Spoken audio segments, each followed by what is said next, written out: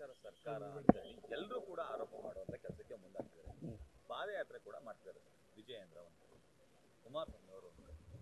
ಕುಮಾರಸ್ವಾಮಿ ವಿಜಯೇಂದ್ರ ಕರ್ನಾಟಕದಲ್ಲಿ ಭ್ರಷ್ಟಾಚಾರ ಹುಟ್ಟೋದಕ್ಕೆ ಕಾರಣನೇ ಇವರಿಬ್ಬರು.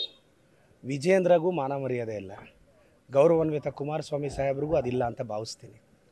ಒಂದು ಸ್ಟೇಬಲ್ ಸರ್ಕಾರ 136 ಸಂಖ್ಯೆ ಇದೆ. ಈ ಸರ್ಕಾರವನ್ನು ಬೀಳಿಸ್ತೀವಿ ಅಂತ ಸ್ಟೇಟ್ಮೆಂಟ್ಗಳು ಕೊಡ್ತಾರೆ. ಇವ್ರಿಗೆಲ್ಲ ಸಂವಿಧಾನದ ಬಗ್ಗೆ ಗೌರವ ಇದೆಯಾ? ಇವರು ಒಬ್ಬರನ್ನು ಕೂಡ ನಮ್ಮ MLAಗಳನ್ನ ಟಚ್ ಮಾಡೋಕ್ಕಾಗಲ್ಲ. ಸಿದ್ದರಾಮಯ್ಯ ಸಾಹೇಬರು ಪ್ರಾಮಾಣಿಕತೆಗೆ ಇನ್ನೊಂದು ಹೆಸರು ಸರ್. ಅವರ 41 ವರ್ಷದ ರಾಜಕಾರಣದಲ್ಲಿ ಒಂದು ಬ್ಲ್ಯಾಕ್ ಮಾರ್ಕ್ ಇಲ್ಲ. ಇವತ್ತು ದೇವರಾಜ ಅರಸು ಅವ್ರನ್ನ ಹೇಗೆ ನಡೆಸ್ಕೊಂಡ್ರೋ ಇವತ್ತು ಅಹಿಂದದ ಒಬ್ಬ ದೊಡ್ಡ ನಾಯಕನನ್ನು ಇವ್ರು ಸಹಿಸ್ತಾ ಇಲ್ಲ. ಪ್ರಬಲರೇನಿದ್ದಾರೆ ಅಹಿಂದದ ಒಬ್ಬ ಪ್ರಬಲ ನಾಯಕನನ್ನು ಸಹಿಸ್ತಿಲ್ಲ. ಭಾಳ ನೋವಾಗುತ್ತೆ.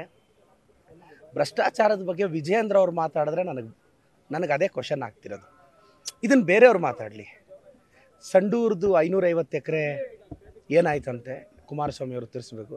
ಅವಾಗೊಬ್ಬರು ಸೆಕ್ರೆಟ್ರಿ ಅರೆಸ್ಟ್ ಆದ್ರಲ್ಲ, ಅದಕ್ಕೆ ಕಾರಣ ಯಾರಂತೆ ಕುಮಾರಸ್ವಾಮಿ ಅವರು ತಿಳಿಸ್ಬೇಕು. ತಾಗ್ತಿಲ್ಲ, ಮಾಡಲಿ, ಒಳ್ಳೇದಾಗಲಿ. ಬಟ್ ಸಿದ್ದರಾಮಯ್ಯ ಸಾಹೇಬ್ರು ಒಂದು ಕೂದಲು ಇವ್ರು ಯಾರ ಕೈಯಲ್ಲೂ ಮುಟ್ಟಕ್ಕಾಗಲ್ಲ.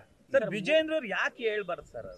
ವಿಜಯೇಂದ್ರ ಅವ್ರು ಯಾಕೆ ಹೇಳ್ಬಾರ್ದು? ಯಾಕೆ ನಗು ಬರುತ್ತೆ ನಿಮಗೆ? ರಾಜ್ಕುಮಾರ್ ಅವ್ರದ್ದು ಪ್ರೇಮ ಕಾಣಿಕೆ ಪಿಕ್ಚರಲ್ಲಿ ಒಂದು ಸಾಂಗ್ ಇದೆ, ಬಾನಿಗೊಂದು ಎಲ್ಲಿದೆ ನಿನ್ನ ಆಸೆಗೆ ಎಲ್ಲಿ ಕೊನೆ ಇಲ್ಲಿದೆ ಅಂತ. ಏಕೆ ಏಕೆ ನಿಧಾನಿಸು ಅಂತ. ಇದು ಬಿಜೆಪಿ ಅವರಿಗೆ ಕನಸು ಕಾಣುವೆ ಅವ್ರಿಗೆ ಅರ್ಥ ಆಗಬೇಕು. Okay, thank you so much sir. News First ನಿರ್ಭೀತಿಯಿಂದ ನಿಮ್ಮ ಪರವಾಗಿ.